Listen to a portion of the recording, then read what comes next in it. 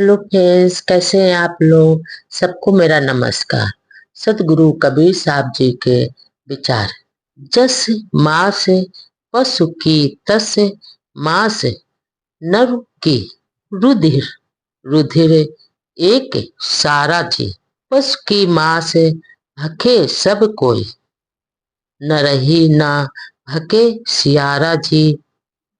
ब्रह्म कुलाल मेदनी भैया, उपजी बिनसी कित गैया जी।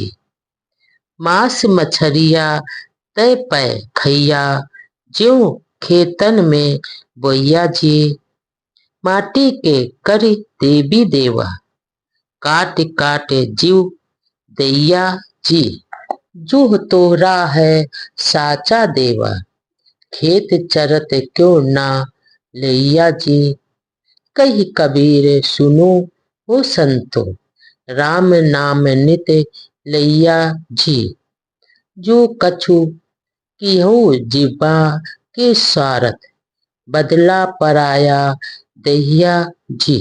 यहाँ पर सतगुरु कबीरदास जी कहते हैं कि मनुष्य और पशु का मांस क्या अलग अलग रंग का होता है? अगर नहीं होता है तो बल्कि एक जैसा ही होता है। रक्त में भी कोई अंतर और फर्क नहीं होता। फिर क्यों पशुओं का मांस खा जाते हो और मनुष्य का मांस क्यों नहीं खाते?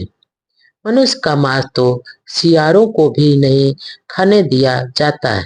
कुम्हार घड़ा बनाता है और उसकी तुलना ब्रह्मा द्वारा सृष्टि रचने के रूप में की जाती है, परंतु वह भी जन्म लेकर मर जाता है और उसका पता ही नहीं रह जाता है। फिर भी मनुष्य अपने शरीर का अहंकार क्यों करते हैं? यह कितने पागलपन की बात है।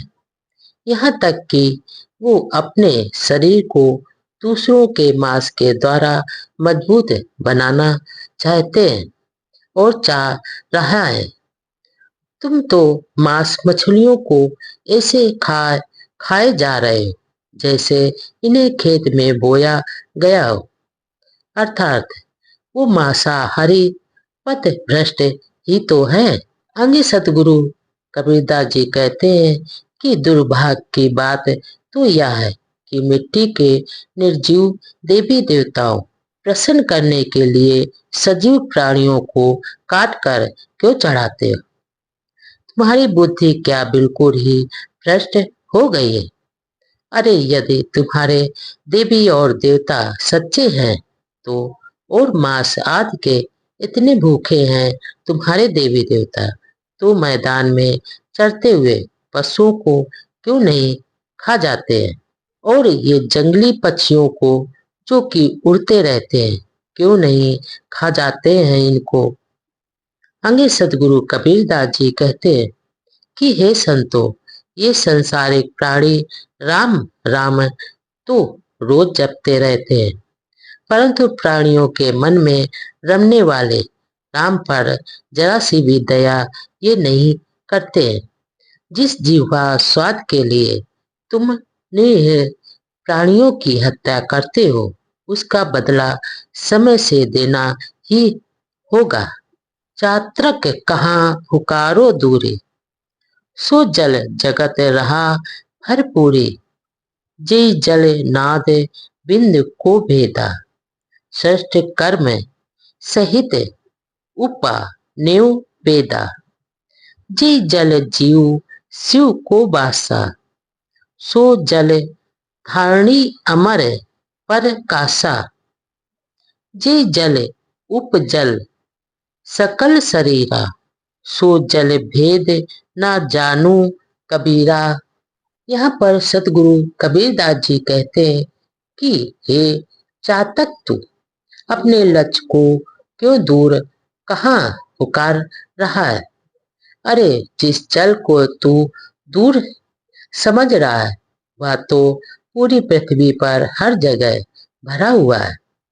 ठीक इसी प्रकार परम तृप्ति के आश्रय को दूर क्यों समझकर पुकार रहा है, जबकि तृप्तिकार साधन संसार में ही पर्याप्त है। वो हर जगह पर विराजमान है और वह तेरी अपनी आत्मा में ही तो विराजमान है। अर्थात तेरा जो चेतन स्वरूप है वह स्वच्छ जल है, जिससे तू सदैव के लिए तृप्त हो सकता है।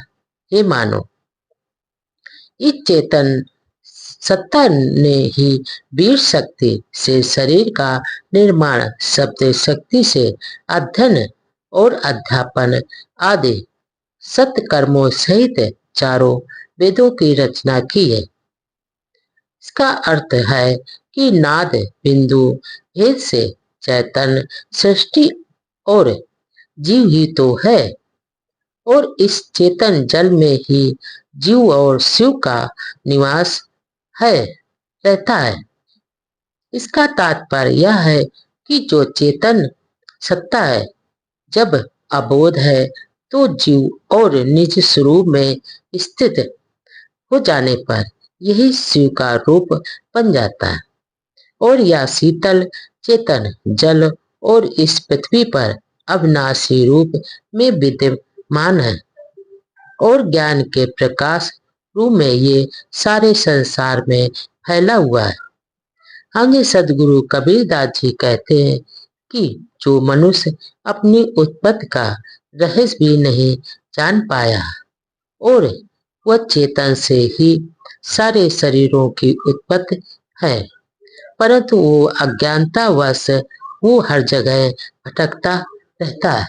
दसों द्वार नरक भरी बूढ़े, तू गंध को बेड़ो, फूटे नयन हृदय नहीं सूझे, मत एको नहीं जाने, काम क्रोध तृष्णा के माते, बूढ़ी मुंह बिनु पाने, जो जारे तन भस्म होए दूरी, गाड़े गिर मिट्टी खाई, सीकर स्वाना काग का भोजन, तन की यह बड़ाई, चेत न देखू मुग्ध न नर बोरे, ते ही ते काल न दूरी, कोटिन यतन करो या तन के, अंत अवस्था धूरी, बालू के धरवा में बैठे, चेतत नाई अयाना, कही कबीर एक राम भजे बिनु, बूढ़े बहुत सयाना। यहाँ पर सतगुरु कबीरदास जी कहते हैं कि ये जो मनुष्य का शरीर है एक गंदी नाली रूपी ऐसा जहाज है, जिसके नेत्र और कण आदि दसों दरवाजे नरक से भरकर बूढ़े हैं। बाहर के नेत्र फूट गए और भीतर भी नहीं इसको सूझता है, और सद्बुद्धि भी इसके पास नहीं है।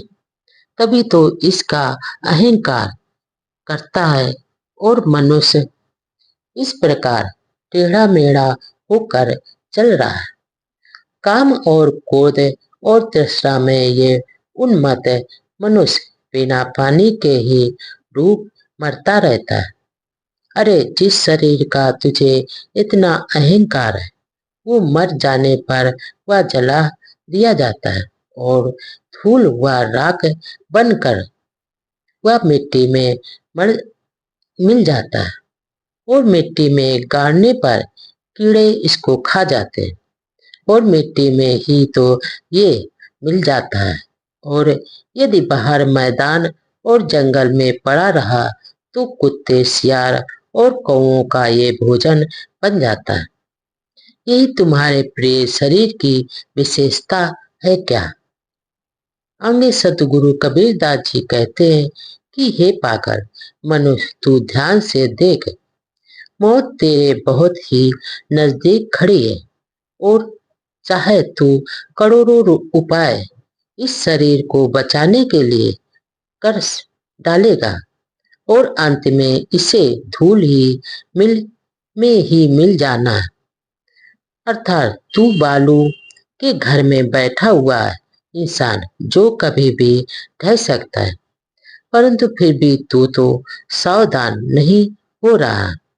इसका तात्पर्य यह है कि ये एक आत्मा राम के बिना अनेकों बुद्धि के अहंकारी इसमें डूब गए हैं।